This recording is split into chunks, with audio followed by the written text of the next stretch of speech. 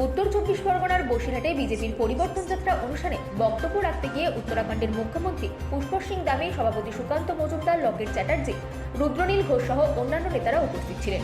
অনুষ্ঠানে বাংলাদেশি উদ্বাস্তু মতুয়াদের নাম ভোটার তালিকা থেকে কাটা যাবে না বলে আশ্বাস দেওয়া হয়। বক্তারা মমতা বন্দ্যোপাধ্যায়ের বিরুদ্ধে বাংলাদেশি শাহজাহানকে প্রশ্রয় দেওয়ার অভিযোগ তোলেন। সুকান্ত মজুমদার কবিতা আবৃত্তি করে বলেন, শেখ শাহজাহানকে শিক্ষা দিয়েছে হিন্দুদের জমি দখল করেছে, যে বাদরগুলো ঘুরে বেড়াচ্ছে তাদের লেজ কাটা যাবে। বিজেপি নেতারা বসিরহাটে একাধিক নেতার বিরুদ্ধে দুর্নীতির অভিযোগ তোলেন এবং 2026-এ পরিবর্তন আনার আহ্বান জানান। ব্যুরো রিপোর্ট, রাত-দিন news network.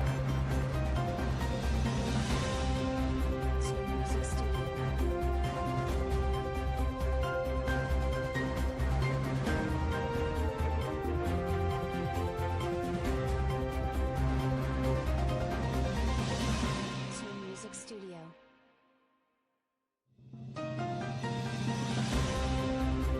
Music Studio.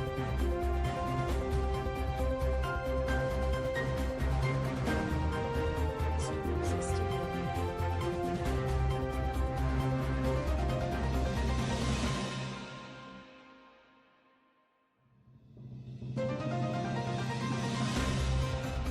Music Studio.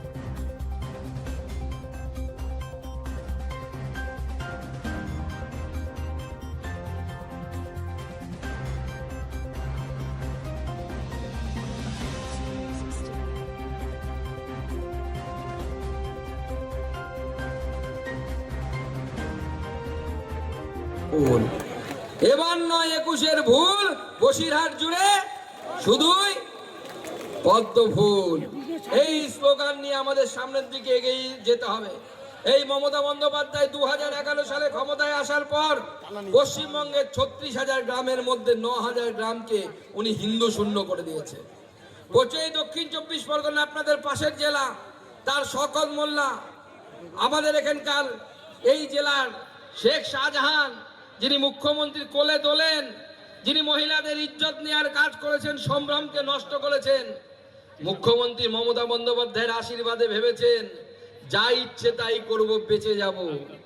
বাবা বাঁচবে না, এ নরেন্দ্র মোদীর সরকার আছে, নরেন্দ্র মোদী ছেড়ে দেওয়ার কথা না, কান ধরে তুলে নিয়ে যাওয়ার ব্যবস্থা নরেন্দ্র মোদীর সরকার করেছে। আগামী দিনে এদের উপযুক্ত শিক্ষা দেওয়ার ব্যবস্থা নরেন্দ্র মোদীর সরকার করবে।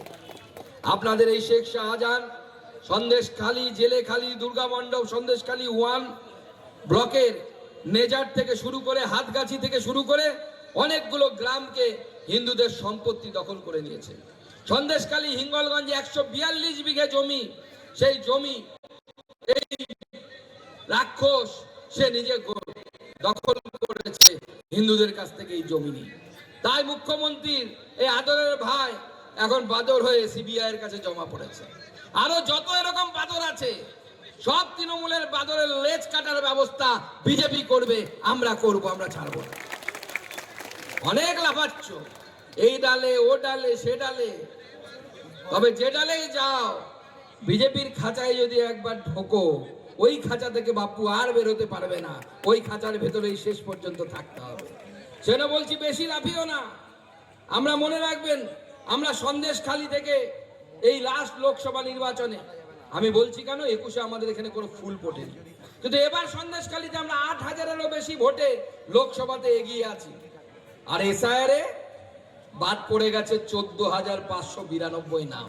আমরা 8,000-এ এগিয়ে, তার উপর 14,000 নাম বাদ পড়ে গেছে। এর 50% নামে তৃণমূল ছাপ্পা মারতো।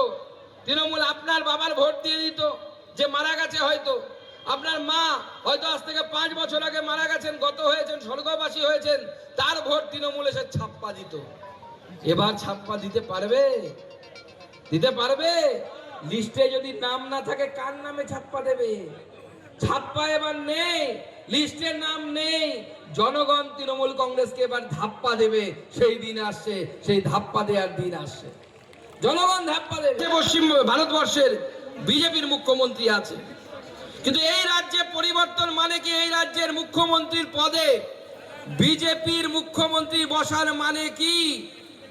এই রাজ্যে বিজেপির মুখ্যমন্ত্রী বসার মানে বাংলাদেশ থেকে এসে একজন উগ্রপন্থী এই রাজ্যে ঠাঁই পাবে না।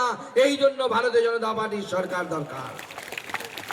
এই জন্য ভারতীয় জনতা পার্টির সরকার দরকার। আমাদের পুষ্কর সিং ধামি আছেন, উনি ওনার রাজ্যে ধরে ধরে হিসেব করে খুঁজে বের করছেন যে বাংলাদেশ থেকে এসে কারা অনুপ্রবেশকারীরা, যাদের আসার কথা নয়, যারা উদ্বাস্তু নয়, যারা রোহিঙ্গা, তারা এসে এখানে থাকতে লেগেছে উত্তরাখণ্ডে।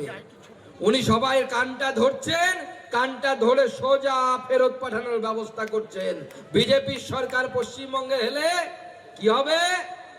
আমরাও কানটা ধরবো, ঘাড় ধাক্কা দিয়ে বাংলাদেশের মাল বাংলাদেশে পাঠিয়ে দেব। আর যারা হিন্দু উদ্বাস্তু আছেন, মতুয়া আছেন, নবশূদ্র আছেন, তাদেরকে এই মঞ্চ থেকে আশ্বস্ত করছি, আপনাদের ভয় পাওয়ার কোনো কারণ নেই।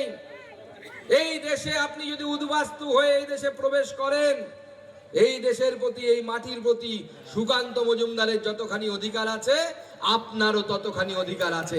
আপনি এই মাটিতেই থাকবেন, এই মাটি আপনার। আপনাদের ভোটার লিস্টে নাম বাদ চলে গেছে, কিছু হয়েছে, চিন্তার কিচ্ছু নেই। আমরা আছি, বিজেপি আছি, একজনের উদ্বাস্তুর নাম ভোটার লিস্ট থেকে কাটা যাবে না, যাবে না, যাবে না। আমরা তাদের ব্যবস্থা করব। বন্ধুগণ, তাই আগামী এই নির্বাচন অনেক গুরুত্বপূর্ণ নির্বাচন। এই নির্বাচন আমাদের মাথায় রাখতে হবে, 21-এর নির্বাচনে আমরা এই বসিরহাটে একটিও পদ্ম ফুল ফোটাতে পারিনি। এবার আমাদের যাত্রার প্রথম সভা, নর্থ 24 পরগনার যাত্রার প্রথম সভা এই হিঙ্গলগঞ্জ বিধানসভা থেকে হচ্ছে। হিঙ্গলগঞ্জের ভোটে গতবার আমরা হেরে গেছিলাম, কিন্তু এবার ভুল করলে চলবে না।